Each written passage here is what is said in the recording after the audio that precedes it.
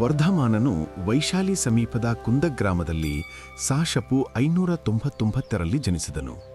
ಅವನ ತಂದೆ ರಾಜ ಸಿದ್ಧಾರ್ಥ ಮತ್ತು ತಾಯಿ ರಾಣಿ ತ್ರಿಶಾಲಾದೇವಿ. ಸಿದ್ಧಾರ್ಥನು ಕ್ಷತ್ರಿಯ ಕುಲವೊಂದರ ಮುಖ್ಯಸ್ಥನಾಗಿದ್ದನು. ವರ್ಧಮಾನ 18ನೇ ವಯಸ್ಸಿನಲ್ಲಿ ರಾಜಕುಮಾರಿ ಯಶೋಧಳನ್ನು ವಿವಾಹವಾದನು. ಅವನಿಗೆ ಅನೋಜ್ಜ ಅಥವಾ ಪ್ರಿಯದರ್ಶಿನಿ ಎಂಬ ಮಗಳಿದ್ದಳು. ತನ್ನ ತಂದೆ ತಾಯಿಯರ ಆಕಸ್ಮಿಕ ಮರಣದಿಂದ ವರ್ಧಮಾನ ಉಡುಪನ್ನು ಸೇರಿದಂತೆ ಪ್ರಾಪಂಚಿಕ ಸುಖಭೋಗಗಳನ್ನು ತ್ಯಜಿಸಿದನು. ಅವನು ಸನ್ಯಾಸಿಯಾಗಿ ಜೀವನದ ಸತ್ಯವನ್ನರಸುತ್ತಾ ಸಂಚಾರ ಹೊರಟನು. ಅವನು 13 ವರ್ಷಗಳ ಕಾಲ ಸ್ವದೇಹ ದಂಡನೆ ಮತ್ತು ಆಳವಾದ ಧ್ಯಾನ ಮಾಡುತ್ತಾ ಜೀವನ ನಡೆಸಿದನು. ವೈಶಾಖದ 10ನೇ ದಿನ ಬಿಹಾರದ ಜೃಂಬಿಕಾ ಗ್ರಾಮದಲ್ಲಿ ವರ್ಧಮಾನನಿಗೆ ಜ್ಞಾನೋದಯವಾಯಿತು.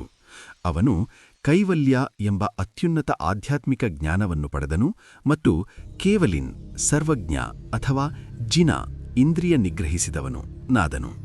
ತದನಂತರ ವರ್ಧಮಾನ ಮಹಾವೀರನೆಂದು ಕರೆಯಲ್ಪಟ್ಟನು. ಮುಂದಿನ 30 ವರ್ಷಗಳ ಕಾಲ ಕೋಸಲ, ಮಗಧ, ವಿದೇಹ ಮತ್ತು ಅಂಗಗಳಲ್ಲಿ ಜೈನ ಧರ್ಮದ ತತ್ವಗಳನ್ನು ಬೋಧಿಸುತ್ತಾ ಪ್ರವಾಸ ಕೈಗೊಂಡನು. ತನ್ನ 72ನೇ ವಯಸ್ಸಿನಲ್ಲಿ ದಕ್ಷಿಣ ಬಿಹಾರದ ರಾಜಗೃಹ ಸಮೀಪದ ಪಾವಾ ಎಂಬಲ್ಲಿ ಸಾಶಪು 527ರಲ್ಲಿ ನಿರ್ವಾಣ ಹೊಂದಿದನು. ಮಹಾವೀರನು ಗೌತಮ ಬುದ್ಧನ ಸಮಕಾಲೀನನಾಗಿದ್ದನು. ಆದರೆ ಅವರಿಬ್ಬರೂ ಪರಸ್ಪರ ಒಬ್ಬರನ್ನೊಬ್ಬರು ಯಾವಾಗಲೂ ಭೇಟಿಯಾಗಲಿಲ್ಲ. ಪುರುಷ ಮತ್ತು ಮಹಿಳೆಯರಿಬ್ಬರಿಗೂ ಮುಕ್ತವಾಗಿದ್ದ ಧಾರ್ಮಿಕ ವ್ಯವಸ್ಥೆಯೊಂದನ್ನು ಸ್ಥಾಪಿಸಿದನು. ಇವನು ಪಾರ್ಶ್ವನಾಥನ ತತ್ವಗಳನ್ನು ಜೈನ ಧರ್ಮದ ಮೂಲ ಎಂದು ಸ್ವೀಕರಿಸಿದನು. ಮಹಾವೀರನ ಬೋಧನೆಗಳು. ಮಹಾವೀರ ಮೋಕ್ಷ ಸಾಧನೆಗಾಗಿ ಪಂಚಶೀಲ ತತ್ವಗಳನ್ನು ಮತ್ತು ತ್ರಿರತ್ನಗಳನ್ನು ಬೋಧಿಸಿದನು.